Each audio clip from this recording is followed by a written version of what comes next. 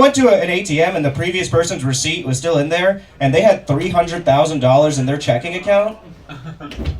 What the fuck?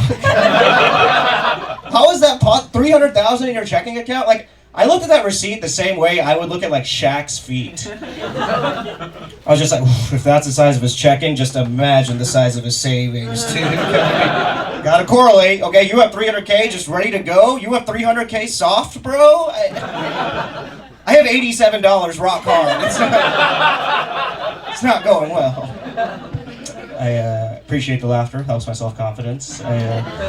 I'm like legit insecure about my laugh. Like I was hanging out with my girlfriend. She was like, hey, my roommate gave you a compliment. She thinks you have a great laugh. And then before I could say anything, her roommate bursts in and goes, I said it was unique. Okay.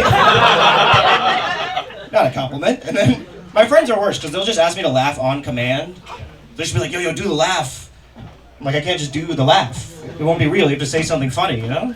Like, that'd be like if I was in bed with my girlfriend and I was like, yo, do the orgasm. Come on, for me. She'd be like, I can't just do the orgasm. It won't be real. You have to leave the room, you know? This is my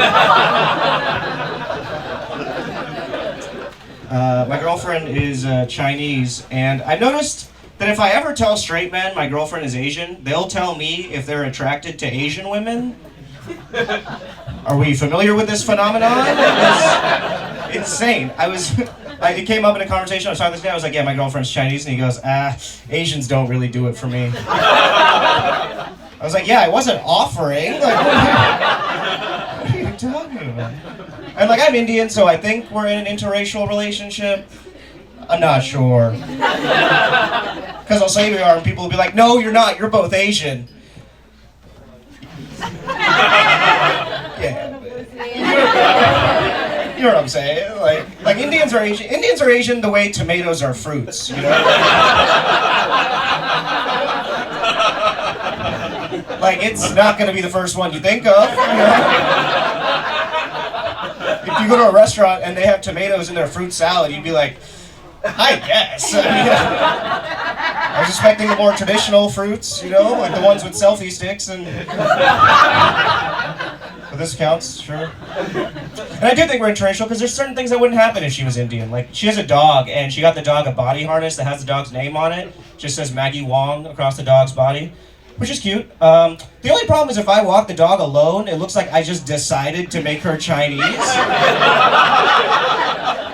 Are you picturing this? It's fucking insane, dude.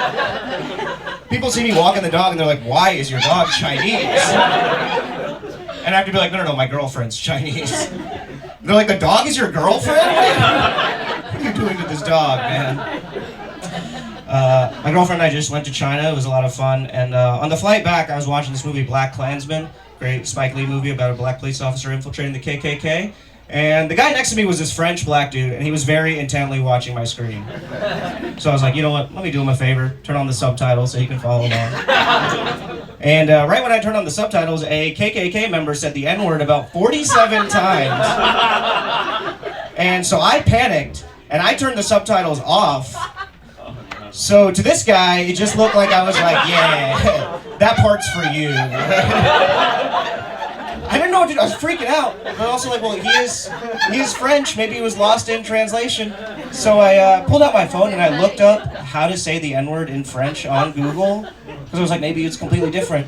But I didn't know this. Turns out when you type how to say the N-word in French on Google, the guy next to you can still see that. Very much. He's like, you don't have to hate crime me in my native tongue, bro. I get it. You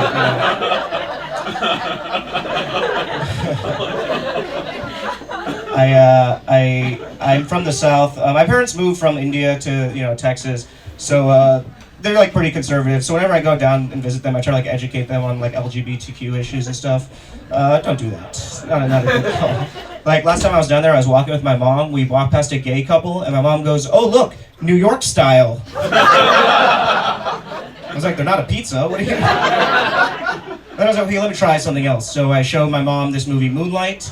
Oscar-winning movie about gay men, right? I asked my mom what she thought about it afterwards, and she was like, honestly, I loved it, because I know it's just a movie. I was like, that wasn't Jurassic Park, right? These are not extinct. They walk among us.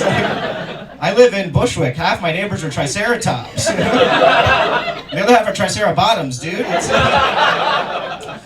All right, I'll get out of here on this. I took the train here and I saw a homeless dude jerking off. Yeah, thanks. And I always feel weird when I see a homeless dude jerk off in public. Because I'm like, why are we both hard right now?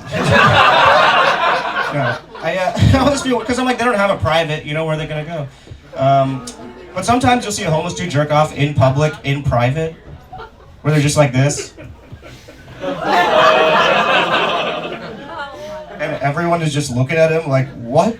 A gentleman, dude. Look at this guy. Think about all of us. But the guy I saw on the train today, you know, not a feminist. We pulled up to the station. He's across the platform. He looks right at me, pulls his shirt down to cover his dick, and goes, shh. Fucking horrifying, okay? And there's only one girl on the train. Everyone's like, oh my God, I'm so sorry that happened. Are you okay? And she's like, yeah, I'm okay. Fuck that guy.